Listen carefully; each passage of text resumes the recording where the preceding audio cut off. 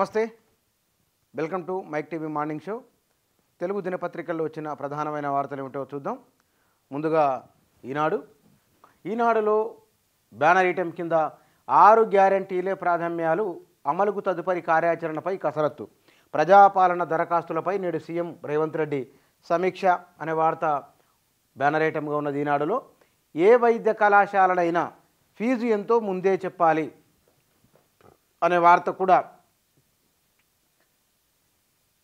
ఎన్ఎంసీకి సంబంధించిన వార్త ఈనాడు పత్రిక మొదటి పేజీలో ఇచ్చింది. లోక్సభ స్థానాలకు సమన్వయకర్తల నియామకం అనే వార్త ఉన్నది. ఇందులో కాంగ్రెస్ సర్కారువి తిరోగమన చర్యలని హరీష్ రావు వ్యాఖ్య ఉన్నది. యువ ఓటర్ల నమోదుకు ప్రాధాన్యమని బీజేపీ నేత కిషన్ రెడ్డి చేసిన వ్యాఖ్య ఉన్నది. బంగ్లా ప్రధాని పీఠంపై మళ్ళీ హసీనానే అని బంగ్లాదేశ్ ఎన్నికలకు సంబంధించిన వార్త. లక్షద్వీప్పై మాల్దీవుల మంత్రుల అక్కసు అంత పరిశుభ్రంగా ఉంచలేరని వ్యాఖ్యలు, భారత్ తీవ్రంగా స్పందనతో వారి సస్పెన్షన్ అనే వార్త కూడా మొదటి పేజీలో ఈనాడిచ్చింది. వీటితో పాటుగా 70 కోట్లు వెచ్చిస్తే 1,60,000 ఎకరాలకు సాగునీరు అనే వార్త కూడా ఉన్నది. సీతారామ ఎత్తిపోతలకు సంబంధించిన మ్యాప్లను మంత్రులు పరిశీలిస్తున్న ఫోటోతో కూడిన వార్త ఈఎన్సీ మురళీధర్ కూడా ఉన్నారు ఇక్కడ, వాటికి సంబంధించిన వార్త ఉన్నది. వీటితో పాటు మరొక ఇంట్రెస్టింగ్ వార్త, గంటకు 1731 గత ఏడాది ట్రాఫిక్ ఉల్లంఘనల తీరు అని ట్రాఫిక్ ఉల్లంఘనకు సంబంధించిన వార్త కూడా మొదటి పేజీలో ఈనాడిచ్చింది. కొత్తగా 27 వాయు నాణ్యత నమోదు స్టేషన్లు అనే వార్త ఉన్నది. జిల్లా కేంద్రాలు, పెద్ద పట్టణాల్లో ఏర్పాటుకు పొల్యూషన్ కంట్రోల్ బోర్డు నిర్ణయం అనే వార్త కూడా ఉన్నది. వీటితో పాటుగా దేశీపతికి పునరుజ్జీవం అనే వార్త కూడా మొదటి పేజీలో ఈనాడు హైలైట్ చేసింది. ఇక ఆంధ్రజ్యోతి దినపత్రికలో బీజేపీపై ఉమ్మడి అభ్యర్థి, ప్రతి చోట ఒక్కరినే నిలిపే వ్యూహంలో ఇండియా కూటమి అనే వార్త ఉన్నది. పాక్లో మత గురువు అల్లా మసూద్ దారుణ హత్య అనే వార్త ఉన్నది.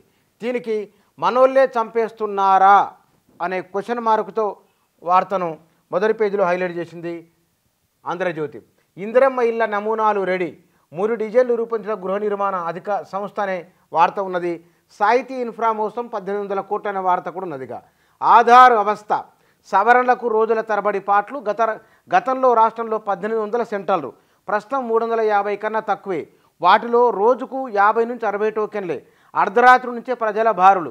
ఇదివరకు మీ సేవల్లో మార్పులు, 3 ఏళ్ల క్రితం నిలిపివేసిన కేంద్రం, ప్రభుత్వ ఆఫీసుల్లోనే అవకాశం, సెంట్రల్ పెంచాలన్న విముఖత, తీవ్ర ఇబ్బందులు పడుతున్న జనం, అభయస్థంతో సమస్య జటిలం.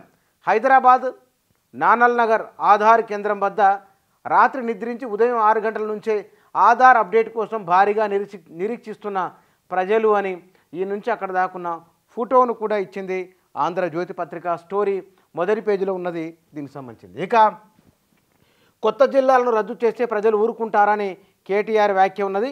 పాలమూరు చేవెళ్లకు రేవంత్, లోక్సభ ఎన్నికలకు కాంగ్రెస్ సమన్వయకర్తల నియామకం సంబంధించిన వార్త కూడా మొదటి పేజీలో ఉన్నది.